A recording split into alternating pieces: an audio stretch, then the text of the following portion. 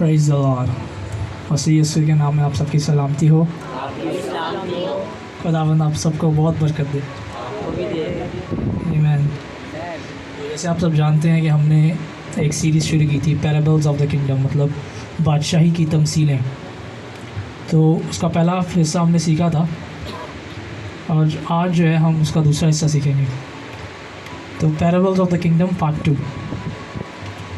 तो हमने पहले हिस्से में सीखा था 2 पैराबल्स के बारे में, और मैंने आपको ये बताया था कि ये जो पैराबल्स हैं ये टोटल 7 पैराबल्स हैं जो कि मत्ती 13 बाब में आपको मिलेंगे। तो ये 7 पैराबल्स हैं और मुकाशवा 2 और 3 आयत बाब में आपको मिलेंगे 7 जीसस के खतूत, 7 लेटर्स ऑफ जीसस। तो ये जो 7 पैराबल्स हैं और ये जो 7 खतूत हैं ये आपस में मिलते हैं और ये चर्च की हिस्ट्री को रिप्रेजेंट करते हैं, मैंने बताया था। तो हमने पहले हिस्से में सीखा था सोअर, बोने वाला जो तमसील थी कि एक शख्स जो है उसने बोया सोअर की सीड, और हमने उसके साथ सीखा था चर्च ऑफ एफेसस, इफिसियों की कलीसिया को जो खत था उसके बारे में सीखा था। और हमने सीखा था कि 4 तरह की ज़मीनों का जिक्र है इसमें, जो कि बिलीवर्स को रिप्रेजेंट करता है कि 4 तरह के बिलीवर्स होते हैं।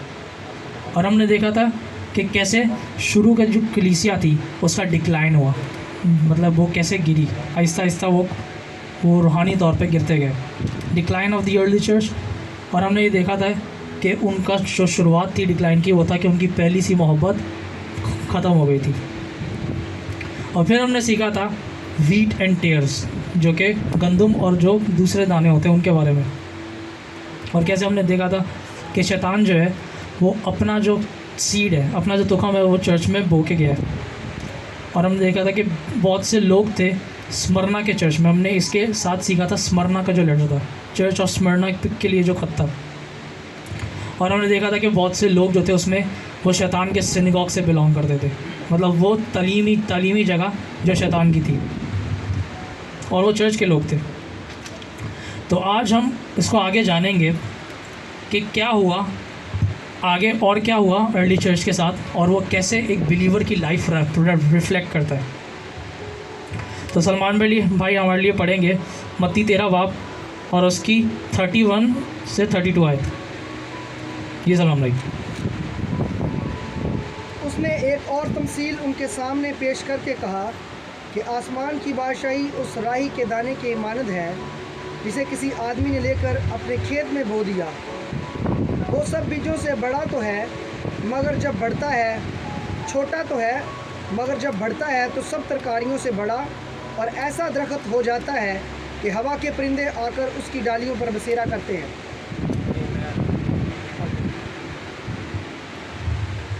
तो हम यहाँ पे जिक्र है मस्टर्ड सीड का। तो लिखा है कि एक आदमी ने अपने बाग में मस्टर्ड सीड को बोया, और वो हालांकि बहुत छोटा सीड होता है मगर जब बड़ा हुआ तो तमाम जितने गार्डन में प्लांट्स थे उन सबसे बड़ा, मतलब वो ऊंचा वो उगा। तो मैंने लिखा जीसस के दौर में और जिस टाइम या जिस जगह जीसस जो था वो ये पैराबल सुना रहा था, वहाँ पे जो सबसे स्मॉलेस्ट सीड होता था ना, सबसे जो छोटा बीज होता था वो मस्टर्ड सीड होता था उस टाइम पे, उस जगह पे। दुनिया की बात नहीं कर रहे क्योंकि उससे छोटे भी सीड्स हैं, मगर उस टाइम पे, जिस टाइम पे जीसस पैराबल वो सुना रहा था और जिस जगह पे सुना रहा था वहाँ पे स्मॉलेस्ट सीड जो था वो मस्टर्ड सीड होता था। और हालांकि ये सीड जो है वो स्मॉलेस्ट होता है, मगर जब ये बढ़ता है तो ये दरख्त बन जाता है। मतलब जो बाकी पौधे होते हैं इसके इर्द गिर्द वो छोटे होते हैं, इसके लिए इसके आगे तो ये पूरा दरख्त बन जाता है। तो मैंने लिखा द सीड दो smallest yet when it grows it becomes the largest of the garden herbs and becomes a tree. तो जितने भी जड़ी बूटियाँ और पौधे उसके इर्द गिर्द उगते थे वो सारे छोटे होते थे, और ये जो मस्टर्ड सीड होता है ये बड़ा दरख्त बन जाता है। तो मैंने लिखा है द क्रिश्चियन फेथ, इसी तरह जो मसीही तालीम थी या ईमान था वो छोटे से इलाके में शुरू हुआ, दैट इज़ इन जुडेया, जिसको पैलेस्टाइन बोलते हैं। पैलेस्टाइन के एरिया में शुरू हुआ। जीसस के दौर में ये इसराइल का नाम पैलेस्टाइन था। क्योंकि वो रोमन हुकूमत थी, तो उन्होंने उसका नाम पैलेस्टाइन रखा था, एक स्टेट था। तो पैलेस्टाइन के एरिया में ये ईमान शुरू हुआ और ये बढ़ता बढ़ता उसके आसपास के रीजन्स में फैला और आहिस्ता आहिस्ता बढ़ते बढ़ते यूरोप में फैला, इंडिया में फैला और ऐसे करते करते पूरी दुनिया में फैलता गया। मैंने लिखा the Christian faith at that time was small and was in the region of Palestine alone, but when it took height, it became the largest faith in the Roman Empire and beyond. मतलब है कि वो जो छोटा सा मज़हब, वो जो छोटा सा ईमान था, मज़हब नहीं कह सकते, ईमान, एक ईमान था, और जो तालीम थी, जो क्रिश्चियन फेथ की तालीम थी, वो छोटे से एरिया से शुरू हुई और वो फैलते फैलते जब उसने हाइट पकड़ी तो वो रोमन एम्पायर का सबसे बड़ा ईमान बन गया और उससे भी आगे फैलता गया, रोमन एम्पायर से आगे भी फैलता गया। मगर लिखा है कलाम में कि वो जब दरख्त बना तो उसके ऊपर परिंदों ने अपने घोंसले बना लिए। अब ये परिंदे कौन हैं? ये हमने अपनी पहली जो तमसील थी उसमें सीखा था, जब जीसस ने बोला था कि एक सोअर आया और उसने बीज बोए और परिंदों ने आके बीज चुग लिए। और वो परिंदे कौन थे? शैतान के लोग, डीमंस। तो शैतान को ये रिप्रेजेंट कर रहे हैं बर्ड्स, डार्कनेस की साइड को रिप्रेजेंट कर रहे हैं दीज बर्ड्स। तो मैंने लिखा है the Lord said that the birds of the air made their nests upon the tree. Nest जो है वो जगह होती है जहाँ पे अंडे दिए जाते हैं और वो अंडे जो हैं वो हैच होते हैं वहाँ पे। नेस्ट एक घोंसला बनाता है परिंदा अंडे देने के लिए, और फिर वो बच्चे जो हैं वो हैच होते हैं और बच्चे पैदा होते हैं। तो मतलब है powers of the air lay their eggs, there is release their agents to corrupt the church from within. मतलब है कि जो तारीकी की कुव्वतें हैं, जो पावर्स हैं हवाओं की, जो हवाओं पे देवता बैठते हैं, उन्होंने अपने अंडे दिए हुए चर्चेज़ में, और चर्च के अंदर उन्होंने अपने अंडे दिए। और अंडे देने से मुराद है उन्होंने अपने एजेंट्स भेजे, अपने बंदे भेजे जो कि बिलीवर्स की सूरत में आए, मगर वो थे तारीकी की कुव्वतों के लोग। और उन्होंने क्या किया? चर्च के ईमान को आहिस्ता आहिस्ता अंदर से खोखला ख़राब करते गए। और ये कब हुआ था? और ये जिस बंदे की बात हो रही है कलाम में कि एक बंदे ने मस्टर्ड सीड लिया और गार्डन में बोया। ये बंदा जो है हिस्टोरिकली कॉन्स्टेंटाइन को रिप्रेजेंट करता है। कॉन्स्टेंटाइन जो था वो एक रोमन एम्परर था जिसने 300 AD में क्रिश्चियनिटी कबूल की थी। मैंने लिखा it happened in 300 AD when Constantine the Roman emperor embraced Christianity and soon it became the state religion. अब जो कॉन्स्टेंटाइन था, इसकी माँ जो थी वो बिलीवर थी, इसका बाप रूमी था। तो ये अपनी माँ के ईमान की वजह से ईमान में इसने मसीह को कबूल किया। और जब इसने कबूल किया मसीह को, तो क्योंकि ये रोमन एम्परर था तो इसने ये स्टेट रिलीजन बना दिया। इसने मतलब ये सबको बोल दिया कि सब क्रिश्चियनिटी कबूल करें, और इसकी वजह से क्रिश्चियनिटी पूरे रोमन एम्पायर में फैलती गई। और हुआ यूँ कि बहुत से रोमी और ग्रीक्स जो थे वो ईमान में आने लगे। और जब वो ईमान में आए, many Greeks became believers but there crept in the church with false teachers. और हुआ यूँ कि जब ये लोग आए तो कुछ और भी लोग, मतलब जो एक तो यहूदी थे और दूसरा जेंटाइल्स थे। जेंटाइल्स में रोमन्स और ग्रीक्स थे। तो जब ये लोग आए तो इनके साथ जो थे कुछ फॉल्स टीचर्स आए, जिसका जिक्र हम पढ़ेंगे मुकाशवा 2 बाब उसकी 12 से 17 आयत में। और ये लेटर है क्राइस्ट का टू द चर्च ऑफ परगमम के चर्च को खुदावन ने जो लेटर दिया। जी सलमान भाई, मुकाशवा 2 बाब 12 से 17 आयत। और परगमन की कलीसिया के फरिश्ता को ये लिख के, जिसके पास 2 धारी तेज़ तलवार है, वो फरमाता है कि मैं तो ये जानता हूँ कि तू शैतान की तख्तगाह में सकूनत रखता है और मेरे नाम पर कायम रहता है, और जिन दिनों में मेरा वफादार शहीद इंतपास तुम में उस जगह कत्ल हुआ था जहाँ शैतान रहता है, उन दिनों में भी मैंने मुझ में ईमान रखने से इनकार नहीं किया, लेकिन मुझे चंद बातों की तुझसे शिकायत है, इसलिए कि तेरे यहाँ बाज़ लोग बलाम की तालीम मानने वाले हैं, जिसने बलक को बनी इसराइल के सामने ठोकर खिलाने वाली चीज़ रखने की तालीम दी, यानी ये कि वो बुतों की कुर्बानियाँ खाएं और हराम कारी करें। चुनाचा तेरे यहाँ भी बाज़ लोग इसी तरह नेकियों की सी तालीम वाले हैं। बस तौबा कर, नहीं तो मैं तेरे पास जल्द आकर अपने मुंह की तलवार से उनके साथ लड़ूंगा। आमीन।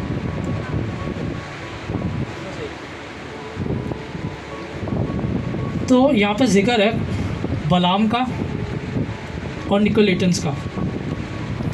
तो खुदावन बोल रहे हैं कि तुम में कुछ हैं जो बलाम की टीचिंग पे को फॉलो करते हैं, और वो लोग कौन थे? निकोलेटन्स। निकोलेटन्स जो थे, ये एक ग्रुप था जिसका लीडर था निकोलस ने शुरू किया था। और जो निकोलस था, ये 7 हेल्पर्स में से था, जो कि अमाल की किताब में रसूलों ने 7 हेल्पर्स चुने थे, 7 मददगार चुने थे, इसमें से स्टिफनस और फिलिपस था, उन्हीं में से था निकोलस। ये आप पढ़ सकते हैं एक्ट्स की किताब में।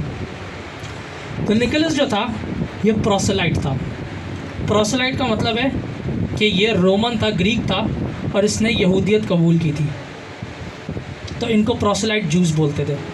जो ग्रीक से, दूसरे मज़हब से यहूदियत में आते थे, उनको प्रोसेलाइट जूस बोलते थे। और ये प्रोसेलाइट जू था, उसके बाद इसने मसीह को कबूल किया, तो इसकी डबल कन्वर्जन हुई थी। पहले ये यहूदियत में आया, उसके बाद फिर ये मसीहत में आया। तो जब ये मसीहत में आया, अब क्योंकि ये जो था एक प्रोसेलाइट था, मतलब गैर कौमी था, और गैर कौम से ये मसीहत में, पहले यहूदियत में आया फिर मसीहत में आया। तो ये जो था, इसकी बुनियादें इतनी मजबूत नहीं थी। और हुआ यूँ कि कुछ देर बाद जो है, इसने बहुत सी करप्शंस जो हैं, करप्ट टीचिंग जो थी वो शुरू की। और आगे हम सीखेंगे कि वो करप्शन क्या थी। तो इसने बहुत सी करप्ट टीचिंग शुरू की। और जैसे आप लोग जानते हैं बलाम को, और क्राइस्ट ने इसको मतलब तशबीह दी बलाम से। जैसे बलाम ने बनी इसराइल को गिराया, वैसे ये निकोलेटन जो था, ये मसीहों को गिरा रहा था। 2 चीज़ों का जिक्र है, एक एक्ट्स ऑफ इमोरलिटी, और एक गैर मऊदों के आगे जो खाना कुर्बान किया जाता है वो ये खाते थे, फूड सेक्रीफाइस टू आइडल्स। इन 2 चीज़ों का जिक्र है। खुदावन ने बोला कि तुम जो बलाम था, इसने इसराइलियों को पहले तो इमोरलिटी में गिराया, उनको हरामकारी में गिराया, और उसके बाद जो कुर्बानियों का खाना था जो कि गैर मऊदों के आगे की जाती थी, वो इसराइलियों को खिलाया। तो ये निकोलस जो था, ये भी कुछ यही चीज़ें कर रहा था। अब मैंने लिखा है कि आपको पता है, अब सबको पता है कि बलाम कौन था। तो बलाम नबी का सबको पता है। अगर नहीं पता तो आप गिनती की किताब में पढ़ सकते हैं। जो कि बलाम जो था, वो नबी था खुदा का, जो कि इसराइलियों में से नहीं था, वो इब्राहिम की नस्ल से नहीं था। तो वो एक तरह से गैर कौमी नबी था, जिसने मूसा को रेजिस्ट किया था। मैंने लिखा, most of you know who Balaam was, a non-Israelite prophet who also practiced sorcery, और ये जादूगरी प्रैक्टिस किया करता था। और इसके बेटे थे जिनका जिक्र किया है पौलुस ने बोला कि जेन्स एंड जैम्बर्स ने मूसा को रेजिस्ट किया। तो बलाम के ये 2 बेटे थे, जेन्स एंड जैम्बर्स, जिन्होंने मूसा के मौज़े रेप्लिकेट किए थे। जो मूसा ने चीज़ें की, जो 10 आफतें आई, उनमें से कुछ इन्होंने रेप्लिकेट कर ली थी, बाकी नहीं कर पाए थे। तो ये वो शख्स थे और इनका ग्रुप था जो मूसा के ख़िलाफ़ खड़े हुए थे इजिप्ट में। तो मैंने लिखा, बलाम was a profit equal in rank to Moses. तो बलाम जो था, वो हल्का कोई नबी नहीं था, वो मूसा के ख़िलाफ़ खड़ा हुआ था। तो मतलब मूसा के लेवल का नबी था, मगर इसका दिल सही नहीं था खुदावन के साथ। और आप सबको ये स्टोरी पता है कि बलाक जो है, मुआब का बादशाह जो है, वो बलाम को बुलाता है कि ये कौम बहुत बड़ी है और ये फ़तह करती आ रही है इसराइलियों को। और जब उसने उनका झुंड देखा तो वो डर गया। तो उसने बोला कि तू आ और इन पर लानत कर, क्योंकि मुझे पता है जो तू बोलता है वो पूरा होता है। तो बलाम आता है और आपको ये सारी स्टोरी पता है कि कैसे वो आता है और गधा जो है उस बोलता है उस स्टोरी में। तो मैं आपको ये बताना चाहता हूँ कि जब वो बलाम जो है वो इसराइलियों को लानत नहीं कर पाया, क्योंकि खुदावन ने इंटरफेयर किया उसमें। और 3 दफ़ा उसने कोशिश की कि मैं इनको लानत करूं, मगर खुदावन ने इंटरवीन किया और वो लानत को बरकत में कन्वर्ट कर दिया। तो जब उसने देखा कि ये प्लान तो नहीं चला, तो उसने एक दूसरी स्ट्रेटेजी दी बलाक को, मोआब के बादशाह को।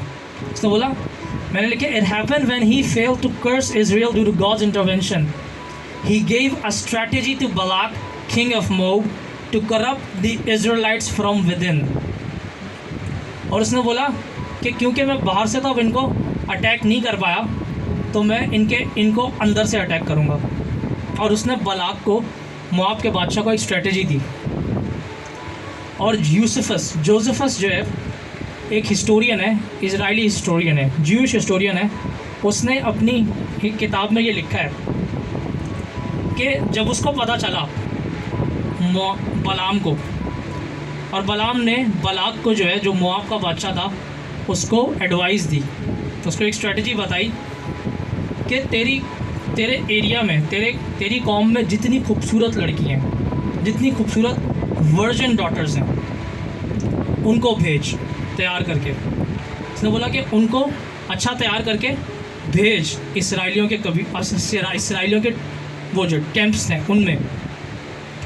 और ऐसा होगा कि जब जिन की नज़र उन पे पड़ेगी और उनकी ब्यूटी को वो एडमायर करेंगे, तो तू उनको उनके पास भेजना। और जब वो उनका जो चार्म है, जो उनकी खूबसूरती है, जब उनसे इसराइली मर्द जो है वो अट्रैक्ट हो जाएं और वो उनसे शादी करना चाहें, तो उसने बोला कि उन औरतों को बोलना कि पहले तुम्हें जो है अपने खुदा की ओबीडियंस और उसके बंदे की ओबीडियंस छोड़ के हमारे पास आना पड़ेगा। उन्होंने बोला ये कंडीशन रखना कि तुम जो अपने खुदा की ओबीडियंस छोड़ के हमारे खुदाओं को पूजोगे, तो फिर हम तुमसे शादी करेंगे। और लिखा है कि ऐसा ही हुआ, और उन्होंने उनके साथ खाया और पिया, एंड दे हैड मैरिज, और उन्होंने उनसे शादियाँ की इसराइलियों ने। ये आप पढ़ सकते हो गिनती की किताब में। तो हुआ यूँ कि उन्होंने गैर मबूदों के आगे जो कुर्बानियों का खाना था वो भी खाया और गैर औरतों से शादियाँ भी की। तो यही चीज़ जो थी वो निकोलस जो था वो कर रहा था। और ये क्या था, मतलब ओरिजिनल टीचिंग को छोड़ के उसको रद्द करके तुम नई चीज़ें कर सकते हो, और तुम जो ऑलरेडी कर रहे हो, जो प्रैक्टिसेस तुम ऑलरेडी कर रहे थे वो तुम कर सकते हो, साथ में तुम मसीह को भी फॉलो कर सकते हो। तो ये वो टीच कर रहा था निकोलस, और खुदावन को ये बात उसकी अच्छी नहीं लगी। तो मैंने लिखा that Nicholas was teaching that you can keep your allegiance कहते हैं वफादारी, allegiance to Jesus as well as practice your old believes. तो निकोलस जो था वो ईमानदारों में ये तालीम देना शुरू हो गया, और हुआ यूँ कि आहिस्ता आहिस्ता बहुत से ईमानदार इसके फॉलोअर्स बनते रहे, और ये पूरा एक ग्रुप बन गया निकोलेटियंस के नाम से। इनके बारे में आप पढ़ सकते हो गूगल पे। तो अब ये जो टीचिंग और ये जो निकोलस और बलाम ने टीचिंग दी या स्ट्रेटजी दी, ये जो डॉक्ट्रिन है ये क्या कहलाती है, इसके लिए मैंने नाम रखा है, so this teaching is teaching और डॉक्ट्रिन ऑफ कॉम्प्रोमाइज़ की डॉक्ट्रिन, कि आप जो हो खुदावन को भी फॉलो कर सकते हो और दुनिया के साथ भी चल सकते हो। मैंने लिखा है mixing worldliness with the kingdom principles, you can do God's will and also enjoy the world. तो निकोलेटियंस की टीचिंग आज जो हमारे दौर में है, ये टीचिंग ऑफ कॉम्प्रोमाइज़ जो कि चर्चेज़ में दी जा रही है। चर्चेज़ जो हैं वो पाकीज़गी, राजबाजी और दुआ और रोज़े पे फोकस नहीं करते।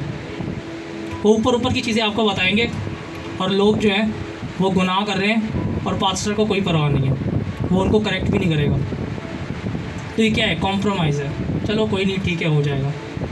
मतलब समझौता कर रहे हो आप खुदावन के प्रिंसिपल्स का, खुदावन की तालीम के साथ समझौता कर रहे हो।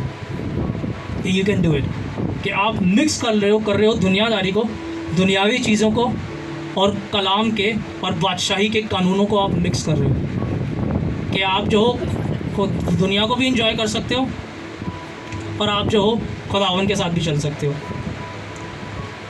मगर कलाम में लिखा है कि तारीकी और रोशनी का कोई मिलाप नहीं है। तो क्यों मतलब चर्चेज़ में ये कॉम्प्रोमाइज़ की टीचिंग दी जा रही है? तो मैंने इसकी एग्जांपल लिखी है जिससे आप बड़े खुश होंगे। तो मतलब है कि आप जो हो मूवीज़ देख सकते हो और उसके बाद दुआ में बैठ सकते हो। You can watch a movie, आप 3 घंटे की मूवी देख के बाद में दुआ में बैठ सकते हो। आप अभी भी दुनियावी सॉन्ग सुन सकते हो और उन पर नाच सकते हो और साथ में आप वर्शिप भी कर सकते हो।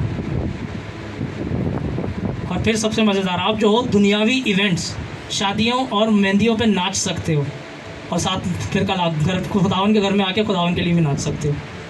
What is this? This is compromise. It is okay to spend time and enjoy with friends, not in order to save them, but for entertainment, and also spend time with the saints. मतलब आप जो है बाहर अयाशी भी कर सकते हो अपने दोस्तों के साथ। काहे के लिए? इसलिए नहीं कि उनको बचाओ, मगर ताकि आप एंटरटेनमेंट हासिल करो अपनी खुशी के लिए। आपका जिस्म खुश हो रहा है ताकि आपकी वही पुरानी जो संगत थी आप उसमें वापस जाओ और आप इंजॉय करो और फिर आके आप मुक़द्दसीन के साथ भी टाइम स्पेंड कर सकते हो। You can not please the world and the Lord together. मैंने लिखा है कि आप खुदावन को और दुनिया को एक साथ खुश नहीं रख सकते। Denying the world and yourself is the way pleasing to the Lord.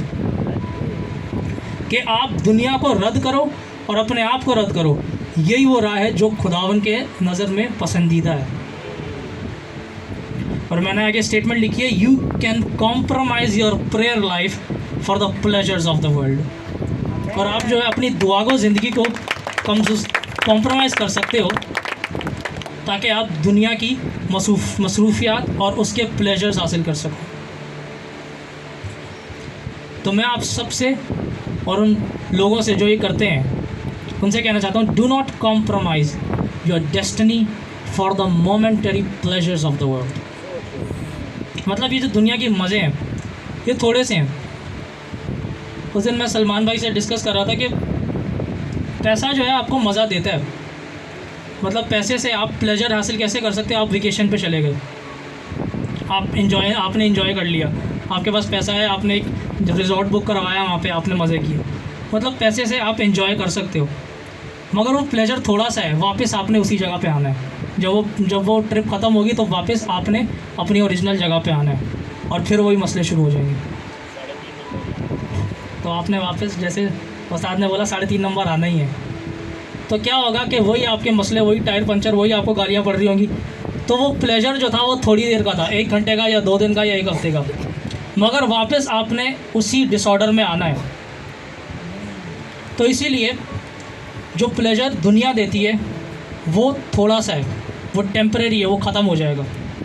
मगर जो आपको प्लेजर खुदावन की हजूरी और उसकी बादशाही में मिलेगा वो इटर्नल है। तो इसलिए उसके पीछे जाओ। मतलब do not compromise your destiny.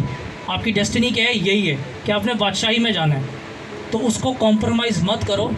ये जो थोड़े से मज़े हैं दुनिया के। और मैंने लिखा है, your little compromises will bring slackness in you and when it is accumulated it will bring you to a point where you may end up leaving Christ। मतलब है कि जो आप छोटे छोटे समझौते करते हो अपने ईमान के लिए, कुर्बानी नहीं देते, क्या होता है? आपके अंदर सुस्ती पैदा होती जाती है। और जब ये जो समझौते हैं ये बिल्डअप होते हैं, करते जा रहे हो, ये एक्यूमुलेट होते जाते हैं, तो क्या होगा? एक पॉइंट आएगा आपकी ज़िंदगी में जब आप खुदावन पे शक करने लग जाओ। और अगर आप फिर भी सुधरो ना तो ऐसा वक्त आएगा कि आप खुदावंद को छोड़ दोगे। और मैंने लिखा है उसके बरक्स अगर आप कुर्बानी दो, your little sacrifices for Christ when accumulated adds strength in you and will make you a giant in the Lord and nothing can separate you from Christ। मतलब अगर आप कुर्बानी दो तो जो कुर्बानियाँ हैं वो आपके अंदर कुव्वत पैदा करेंगी, आपको सख्त बनाएंगी।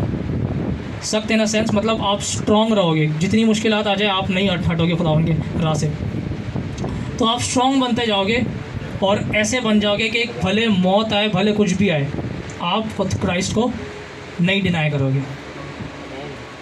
एग्जाम्पल है लूत की बीवी,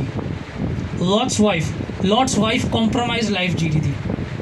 लॉट्स वाइफ जो है वो रिप्रेजेंट करती है एक दुनियावी पर्सन, अ वर्ल्डली पर्सन जो ओबीडियंस को कॉम्प्रोमाइज़ कर रहा है। फरिश्ते ने बोला था पीछे नहीं देखना, सीधा चलते रहो, मगर उसने कॉम्प्रोमाइज़ किया और उसको फिक्र थी है मेरा घर तबाह हो जाएगा, है मेरे लोग और उसके जो दोस्तें थी जो भी XYZ, उसको वर्ल्डली जो थी परेशानियां लगी हुई थी, और रिश्तेदार है मेरे रिश्तेदार तबाह हो जाएंगे, तो कज़न्स क्या बोलेंगे मैं जा रही हूँ और वो तबाह हो रहे हैं पीछे, तो क्या होगा। तो क्या हुआ, उसने जब पीछे देखा तो सबको पता है वो नमक का सतून बन गई। फरिश्ते ने बोला अब यहीं खड़ी रहे।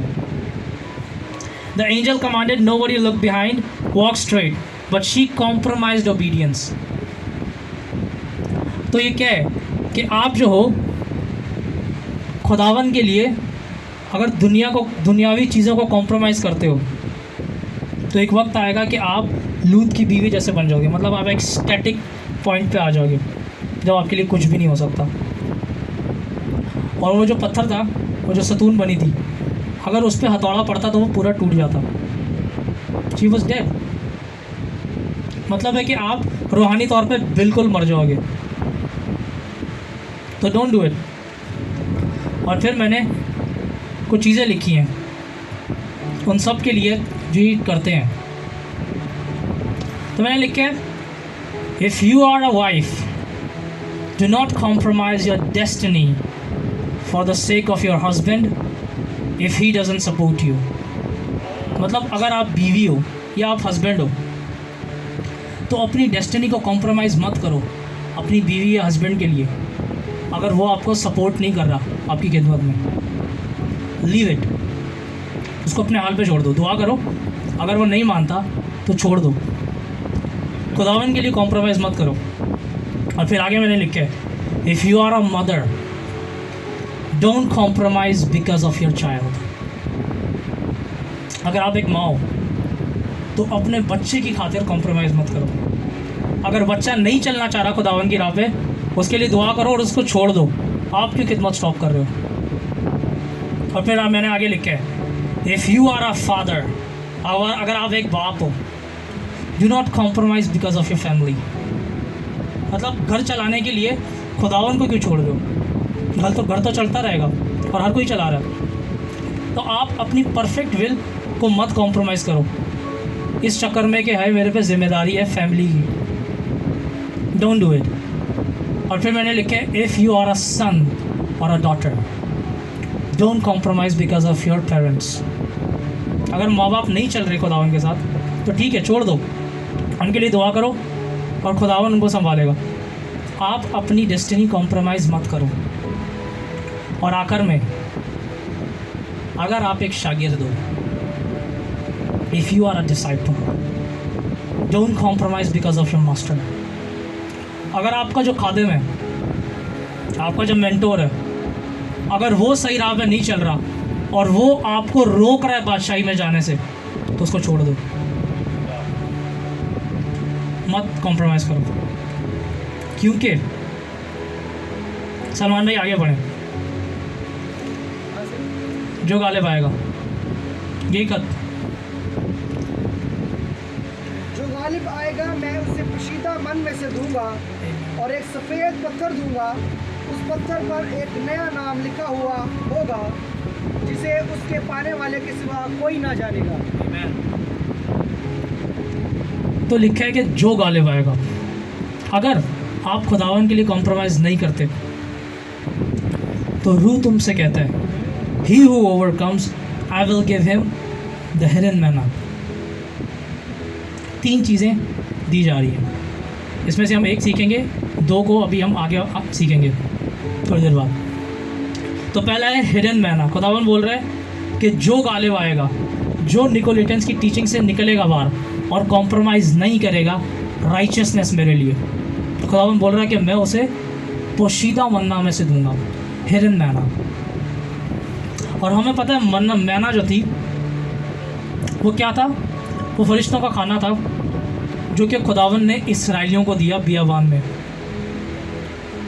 मतलब है कि ये सस्टेनेंस को रिप्रेजेंट करता है, ये खुदावन ने उनको रोक ठहरे रखा और उनको संभाले रखा। और अगर आप पढ़ो ड्यूट्रॉनमी की किताब, इस्तिश्ना की किताब, तो लिखा है कि जो मन्ना वो खा रहे थे, जब वो 40 साल पूरे हो गए तो वो मन्ना स्टॉप हो गया।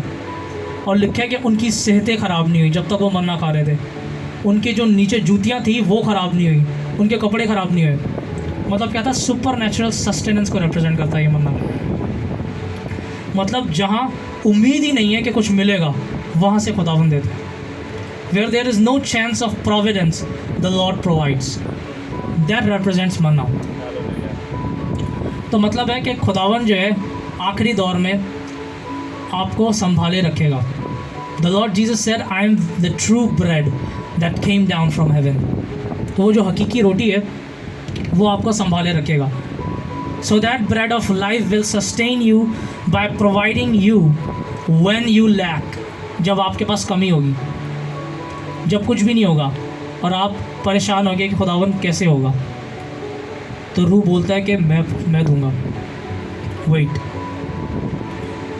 जब आपके पास कोई सपोर्ट नहीं है, कोई देने वाला नहीं है अंदर से बाहर से, तब ये हिडन मना आपके ऊपर रिलीज़ किया जाएगा। There is providence and the bread of heaven will provide for you, क्योंकि आपने उसके लिए कॉम्प्रोमाइज़ नहीं किया। ये जो हकीकी रोटी है वो आपके लिए प्रोवाइड करेगा, क्योंकि आपने उसकी तालीम को और उसकी तरबियत को और उसकी ओबीडियंस को कॉम्प्रोमाइज़ नहीं किया और आप चलते रहे। आमीन। ओके, तो हम जो है नेक्स्ट पैराबल पे जाते हैं, जो कि मत्ती 13 बाब और उसकी 33 आयत है। जी सलमान भाई, 13 बाब और उसकी 33 आयत।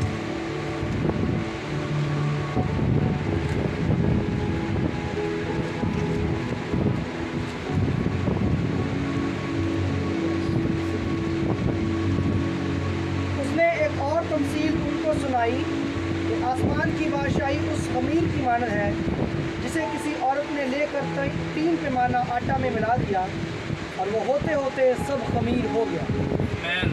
आमीन। तो देखिए, औरतें जो है ना एक खमीर फैलाती हैं। तो तमसील में भी बताया जा रहा है कि तमसील ये है कि खुदावन ने बोला बादशाही जो है वो ऐसे है कि जैसे एक औरत ने खमीर लिया और उसे 3 पैमाना आटे में मिला दिया और मिलाते मिलाते सब खमीर हो गया। हमें पता है जो, अब जैसे मैंने आपको ये बताया था पहले ही कि जो हमारी ये सीरीज़ है 7 तमसीलों की और 7 लेटर्स की, ये प्रोफेटिकली नबूती तौर पे स्पीक करती है, बताती है चर्च हिस्ट्री को कि चर्च के साथ क्या हुआ और कैसे एक बिलीवर की लाइफ में वो चीज़ें हो सकती हैं। सक्सेसिव डिक्लाइन को रिप्रेजेंट करता है। और हमें पता है खमीर जो है वो रिप्रेजेंट करता है करप्शन को, फॉल्स टीचिंग्स, गुनाह और इवल लाइफस्टाइल, विकेड लाइफस्टाइल को रिप्रेजेंट कर रहा है। What I told you before all, मैंने लिखा है, मैंने आपको बताया था कि जब कॉन्स्टेंटाइन ने जो है वो मसीहत को कबूल किया तो बहुत से रोमी और ग्रीक्स लोग भी क्रिश्चियनिटी में आए। और ये जो निकोलेटन्स थे और इनका जो ग्रुप था, इनकी जो टीचिंग्स चल रही थी, उन्होंने लोगों को बोलना शुरू कर दिया कि तुम अपने पुरानी प्रैक्टिसेस भी जारी रख सकते हो और साथ में तुम मसीह के साथ भी चल सकते हो। तो मतलब उनके लिए जीसस जो था वो एक, उनके जो गॉड पैंथियन, तो उनका इतना सारे खुदा थे, उनमें से एक और खुदा बन गया था। तो वो अपनी पुरानी प्रैक्टिसेस, पुराने रिचुअल्स भी कर रहे थे और साथ में मसीहत पे भी चल रहे थे। और हुआ यूँ, मैंने लिखा when Romans and Greeks came in the church, और ये जो कॉम्प्रोमाइज़ की टीचिंग थी ये प्रेवलेंट हो गई, ये बहुत फैलने लगी। तो फॉल्स टीचिंग्स जो थी वो शुरू होने लगी और वो सरफेस पे आने लगी और वो चर्च के अंदर एंटर होने लगी। और उनमें से कुछ ये टीचिंग्स हैं जो कि कॉन्स्टेंटाइन के बाद से शुरू हुई थी, क्योंकि मैंने लिखा है 300 AD के अंदर प्रेइंग फॉर द डेड जो थी एक तालीम थी वो शुरू होने लगी कि आप मुर्दों के लिए दुआ कर सकते हो। फिर उसके बाद कुछ देर बाद worship of saints and angels, फरिश्तों और मुकद्दसीन की वर्शिप भी शुरू होने लगी थी। और फिर उसके बाद आप सबको जैसे पता है कि मैरी मदर ऑफ जीसस, उसकी भी वर्शिप शुरू हो गई इसी दौरान। और जो काहिन थे, जो प्रीस्ट हुआ करते थे, वो पहले जो रसूल थे और जो उनके शागिर्द थे वो आम कपड़ों में मुनादी किया करते थे। अब जो प्रीस्ट थे इन्होंने स्पेशल कपड़े पहनना शुरू कर दिए, वाइट चोगे, और दुआएं की जा रही है मैरी की तरफ दुआएं डिक्टेट हो रही थी। और फिर इसी दौरान एक कॉन्सेप्ट था परगेटरी का कॉन्सेप्ट ये शुरू हुआ। ये परगेटरी का कॉन्सेप्ट ये है कि आप जो हो, आप कंटिन्यूसली तौबा करते जाते हो, मगर अगर आपकी मौत हो जाए और जिन गुनाहों की आपने तौबा नहीं की हुई ना, तो क्या होगा, एक जन्नत में जाने से पहले एक जगह है रेल्म्स में जिसको परगेटरी बोलते हैं, जो कि फायरी जगह है, और उसमें आग से जितने गुनाह होंगे ना आपके और जितने गहरे गुनाह होंगे उतना टाइम आपको लगेगा उन गुनाहों को धुलने में, फिर उसके बाद आप जन्नत में जा सकते हो। तो ये तालीम जो थी वो दी जा रही थी और ये रोमन कैथलिक्स दे रहे थे। तो ये क्या है, सारा करप्शन लेविन, जो कि क्या लिखा है कि एक औरत ने लिया और 3 पैमाने आटे में डाल दिया। तो मैंने लिखा है the parable says a woman mixing leaven in 3 pecks of flour. जो आटा है वो पहले प्योर है, खालिस है, मगर जब उसके अंदर खमीर डाला गया तो वो इम्प्योर हो गया, करप्शन आ गई उसमें। It was pure before but during the time leaven got mixed with time all was leavened. मतलब जो था उसने गूंथती गई जब तक वो सारा आटा खमीर से भर गया और खमीर बन गया। यहाँ पे जो 3 pecks का है मतलब है वो है कि पहले 3 पैराबल्स, फर्स्ट 3 पैराबल्स जो हमने पढ़े, जो करप्शन पहले 3 पैराबल्स में हुई वो कलेक्टिवली चर्च को उसने तबाह किया, जो कि क्या था, लेविन था। First 3 parables and letters tells us कि इफ्सियों की कलीसिया का जो खत था उसने उनकी पहली सी मोहब्बत खो दी। उसके बाद हमने देखा कि जो फॉल्स चर्च था उसके अंदर फॉल्स टीचर्स, फॉल्स प्रॉफिट्स खड़े हुए, और क्या हुआ कि जो चर्च था वो परसिक्यूशन से गुजरा और जो खालिस बिलीवर्स थे वो फिल्टर आउट होते गए। और मैंने लिखा if you because of persecution do not sacrifice for the Lord then you will become victim to false doctrines. और आप क्या होगा कि अगर आप कुर्बानी ना दो और कॉम्प्रोमाइज़ करते जाओ तो क्या होगा कि आप अल्टीमेटली गलत तालीमों का निशाना बनोगे, जो कि परगमम की कलीसिया में हो रहा था, क्योंकि निकोलेटेंस कर रहे थे, बलाम की तालीम को बता रहे थे। और ये हमने सीखा कि वहाँ पे जो था खुदावन ने बोला कि शैतान का तख्त है। खुदावन ने बोला कि मैं जानता हूँ तुम वहाँ रहते हो जहाँ पे डेविल का तख्त खुद है। तो एक तरह से जो लूसीफर था वो खुद वहाँ पे उस पूरे एरिया पे तख्त पे बैठता था परगमम की कलीसिया में। और मैं लिखे ऑल दीज टाइमलाइंस, ये जो 3 इवेंट्स हैं, पहले चर्च के साथ, दूसरे चर्च के साथ, तीसरे चर्च के साथ, ये अल्टीमेटली एक औरत को रिप्रेजेंट करते हैं। और एक औरत राइज हुई जिसको हम जानते हैं, ये सलमान में पढ़ेंगे, मान लिया मुकाशवा 3 बाब उसकी 18 से 29 आयत।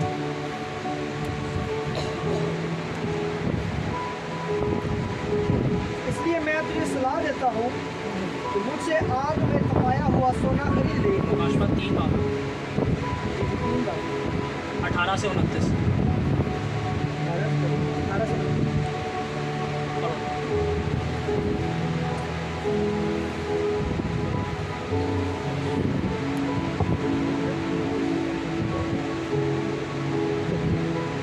इसलिए मैं तुझे सलाह देता हूँ कि मुझसे आग में तपाया हुआ सोना खरीद ले ताकि दौलतमंद हो जाए, और सफ़ेद पोशाक ले ताकि तू उसे पहनकर नंगेपन के ज़ाहिर होने की शर्मिंदगी ना उठाए, और आंखों में लगाने के लिए सुरमा ले। 2 बाब 18 से 29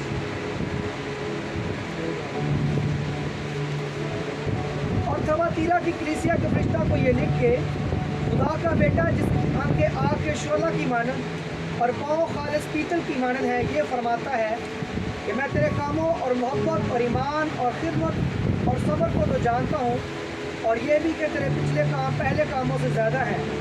और मुझे तुझसे एक शिकायत है कि तूने उस औरत इज़बेल को रहने दिया जो अपने आप को नबिया कहती है और मेरे बंदों को हरामकारी करने और बुतों की कुर्बानियाँ खाने की तालीम देकर गुमराह करती है। मैंने उसको तौबा की मोहलत दी, मगर वो अपनी हरामकारी से तौबा करना नहीं चाहती। देख, मैं उसको बिस्तर पर डालता हूँ, और जो उसके साथ ज़िना करते हैं अगर उसके ऐसे कामों से तौबा ना करें तो उनको बड़ी मुसीबत में फंसाता हूँ, और उसके फर्जंदों को जान से मारूंगा, और सब कलीसियों को मालूम होगा कि गुर्दों और दिलों का जांचने वाला मैं हूँ, और मैं तुम में से हर एक को उसके कामों के मुताबिक बदला दूँगा। जिसके कान हो वो सुने कि रूह कलीसिया से क्या फरमाता है। जो गालिब आए मैं उसे सोने का ताज दूँगा।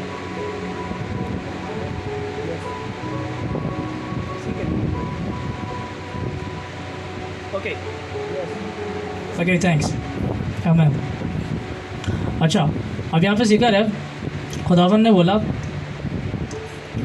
थायटीरा की कलीसिया को खुदावन ने बोला कि तुम जो टॉलरेट करते हो, बर्दाश्त करते हो एक औरत यजेबेल को, जो अपने आप को नबिया बोलती है मगर है नहीं, और ये मेरे लोगों को गलत राह पे लेके जा रही है, और ये भी वही चीज़ें कर रही थी, एक्ट्स ऑफ इमोरलिटी पे लीड कर रही थी, और गैर मऊदों के आगे जो खाना कुर्बान किया जाता है वो खिला रही थी। तो खुदावंद ने बोला कि मैं इसे बीमारी के बिस्तर पे डालूँगा, I will throw her to the bed of sickness. और जो इसके साथ इमोरलिटी, जो हरामकारी इसके साथ कर रहे हैं लोग, मतलब जो इसकी तालीम पे चल रहे थे, उनको खुदावंद ने बोला मैं परसिक्यूशन से मारूंगा और इसके बच्चों को तबाह करूंगा। मगर खुदावंद ने बोला कि जो गालिब आएगा उसे मैं कौमों पे इख्तियार दूंगा, I will give him authority over Nations and morning star, और मैं उसे मॉर्निंग स्टार दूंगा, ये लिखा है। तो इससे पहले हम जाने कि इसका मतलब क्या है, मैंने लिखा है कि जो 3 चीज़ें थी, गुनाह, फॉल्स डॉक्ट्रिन्स और पेगन गॉड्स की वर्शिप, बुतों की प्रस्तिश, गुनाह, और जो फॉल्स डॉक्ट्रिन्स, डॉक्ट्रिन कहते हैं इलाही कलाम को, मतलब वो कलाम जो ऐसे टीच किया जा रहा था कि वो खुदा की तरफ से है मगर वो शैतान की तरफ से था। ये क्या हुआ, ये चर्च के अंदर आया और चर्च को इसने जहालत का शिकार बनाया। जब रसूल मर गए और उनके शागिर्द भी मर गए तो आहिस्ता आहिस्ता जो ओरिजिनल टीचिंग थी वो करप्ट होती गई और चर्च जो था वो जहालत का शिकार बना, जिसको हिस्ट्री बोलती है डार्क एजेस। इस दौर में ये 300 AD के बाद शुरू हुई और ये बहुत लंबी चली, 18वीं सदी तक चली गई। इस दौर में जो चर्च था और जो दुनिया थी उसके ऊपर जो थी एक जहालत फैली हुई थी, उसमें कोई भी बड़ा काम नहीं हुआ, कोई इनोवेशंस नहीं हुई, तालीमी तौर पे भी रूहानी तौर पे भी बिल्कुल डार्कनेस और छाई हुई थी। और क्या था, जो सच था वो दब गया था ज़मीन के नीचे, कब्र में दब गया था सच। During this age the truth was almost dead, original teachings of Christ got lost and false teachings were introduced। तो हुआ यूं कि ये जो चर्च था जिसका जिक्र है कि एक औरत को तुम रिप्रेजेंट करते हो। इन 3 चीज़ों ने, गुनाह, फॉल्स डॉक्ट्रिन्स और पेगन गॉड्स, इन 3 चीज़ों ने एक ऐसी औरत को जन्म दिया जिसको फॉल्स चर्च बोलते हैं, जिसको जेजेबेल से रिप्रेजेंट किया जा रहा है। तो ये थी राइज ऑफ फॉल्स चर्च। और ये आगे जाके 18वीं सदी में फिर पेंटिकॉस्टल मूवमेंट आई। पेंटिकॉस्टल मूवमेंट जब आई तो रूल कुदस जो था उसने सच को सरफेस से उठाना शुरू किया, और आहिस्ता आहिस्ता करते करते रूल कुदस सच बाहर ला रहा है। और ये आखिरी दौर में फिर से ये चर्च खड़ा हो रहा है, फॉल्स चर्च। तो पुराने खत में यीशु ने बोला था कि जो गालिब आएगा उसको मैं हिडन मन्ना दूंगा, आई विल गिव हिम, जो छुपा हुआ मन्ना है। और बोला था मैं उसको सफ़ेद पत्थर दूंगा और नया नाम जो उसके सिवा किसी को नहीं पता। ये 3 चीज़ें क्राइस्ट ने प्रॉमिस की थी जो गालिब आएगा, किस पे? कॉम्प्रोमाइज़ पे। और इस जो चर्च है, जो फॉल्स चर्च राइज हो रहा है, इसकी टीचिंग से बाहर निकलेगा। अब जो वाइट स्टोन का मुकाशवा वो ये है, जो रोमन्स और ग्रीक कोर्ट्स होते थे उसमें जब मुल्जिम को लाया जाता था तो उसको इस बात पे कसूरवार या मुजरिम ठहराया जाता था। अगर वो कसूरवार या गिल्टी उसको ठहराया जा रहा है तो उसको एक काला पत्थर दिया जाता था जिस पे उसका नाम लिखा होता था। मगर अगर वो उसका जुर्म साबित नहीं होता, वो इनोसेंट पाया जाता है, तो उसको बरी किया जाता था और उसको एक सफ़ेद पत्थर दिया जाता था जिसको उसका नाम लिखा होता था। तो मैंने लिखा white stone with his name written as a sign of acquittal, उसको बरी कर दिया गया। तो खुदावन बोल रहा है कि जो तौबा करेंगे मैं उन्हें विंडिकेट करूँगा, मैं उन्हें आज़ाद करूँगा और वो मुजरिम नहीं ठहरे जाएंगे, भले तुम कितने भी पापी हो।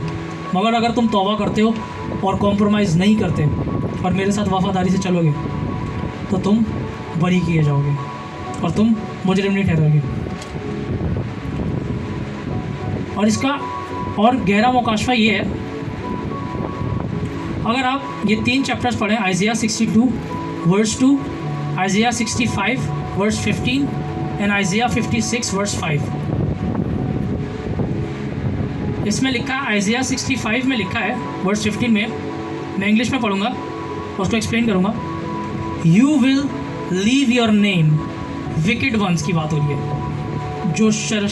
जो ख़राब लोग हैं, विकेड वंस है, शरीर है, उसकी बात हो रही है कि तू अपना नाम जो है वो छोड़ता है एक लानत के लिए।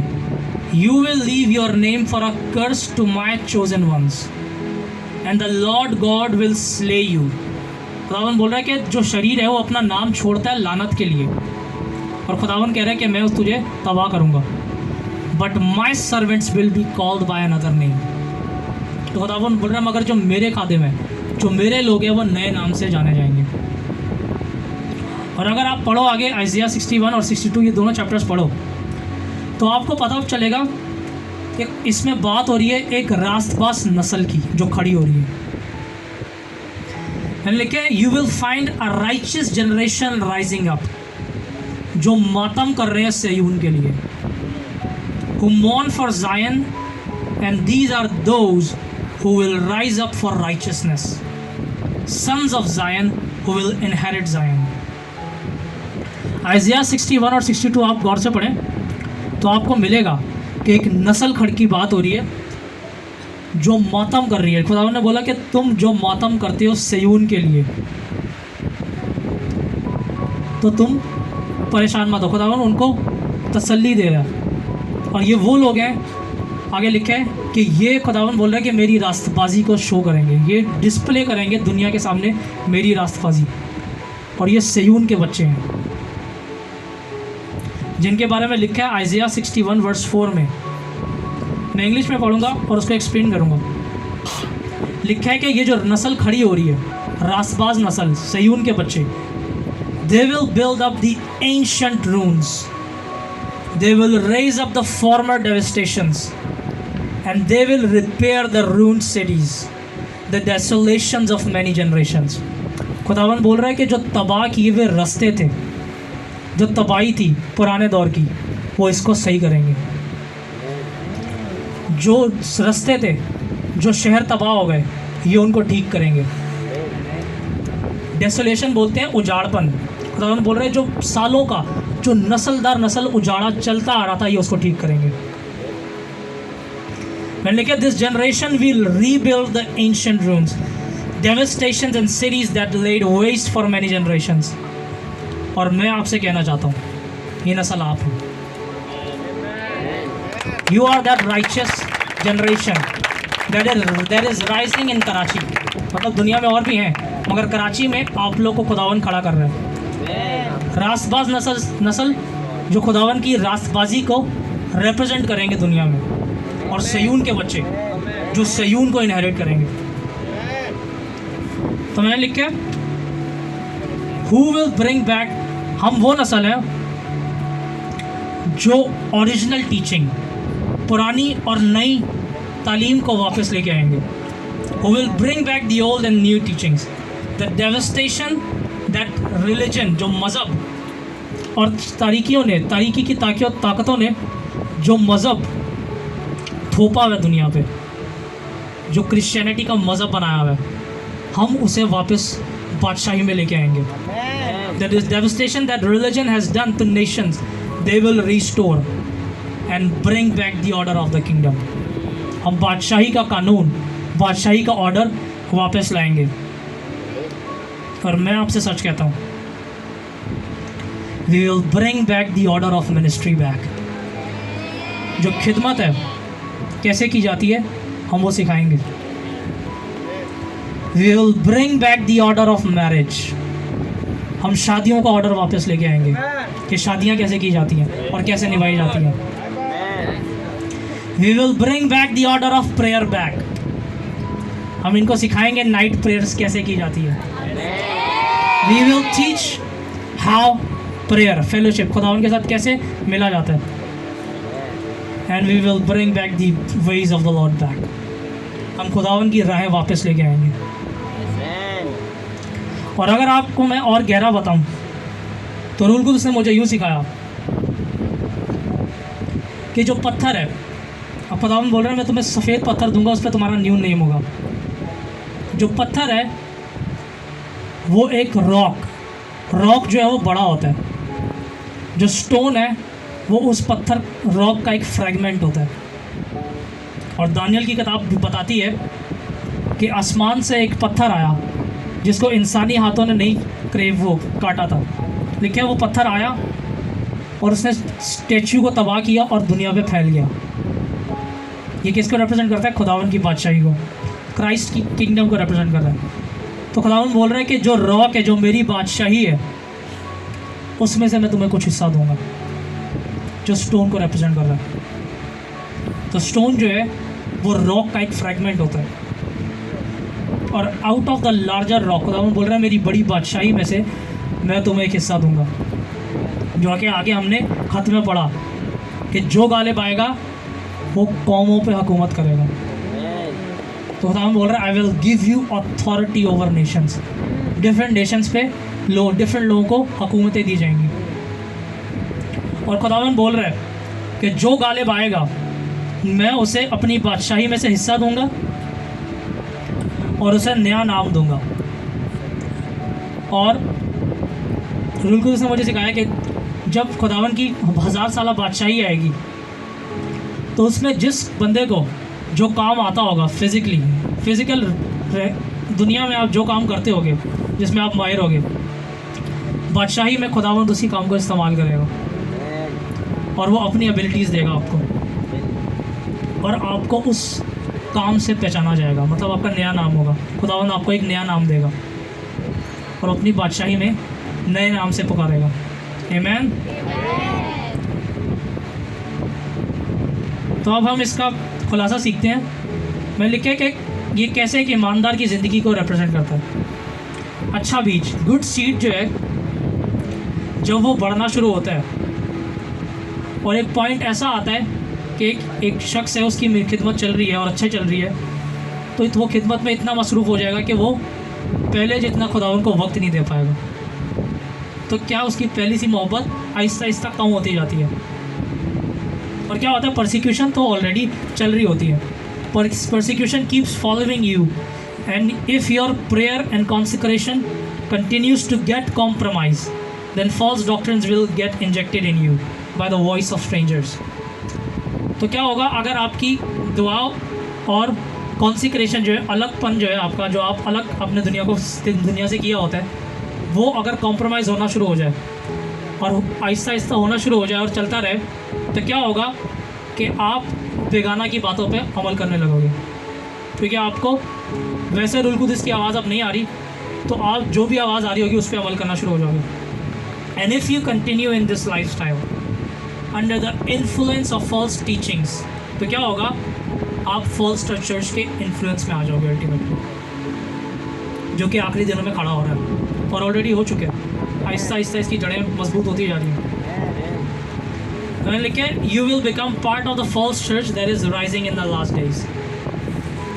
मगर अगर आप गालिब आओ, if you overcome by repenting and not letting go of the Lord and keeping your prayer life intact, मतलब आप अपनी दुआ को, ज़िंदगी को कोई ठेस नहीं पहुंचने दे रहे, मतलब उस पर कोई आप आँच नहीं आने दे रहे कि कुछ भी हो जाए मैंने दुआ में बैठना ही बैठना, जो खुदावन का वक्त है वो है ही है।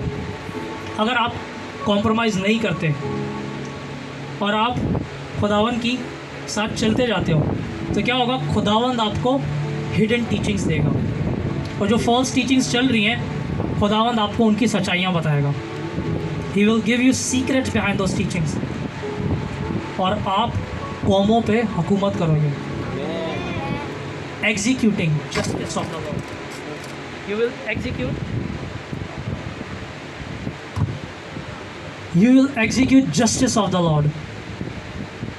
इसलिए मैंने लिखा है, यार, do not compromise your prayer life, your fellowship with the saints and obedience to the Lord and the Holy Spirit. अगर आप कॉम्प्रोमाइज़ नहीं करते अपनी दुआ को, ज़िंदगी, अपनी जो रफ़ाकत है मुक़द्दसीन के साथ और खुदावन की ओबीडियंस में चलते रहते हो, तो रूल कुदस आपको आपकी डेस्टिनी में ले जाएगा। आमीन।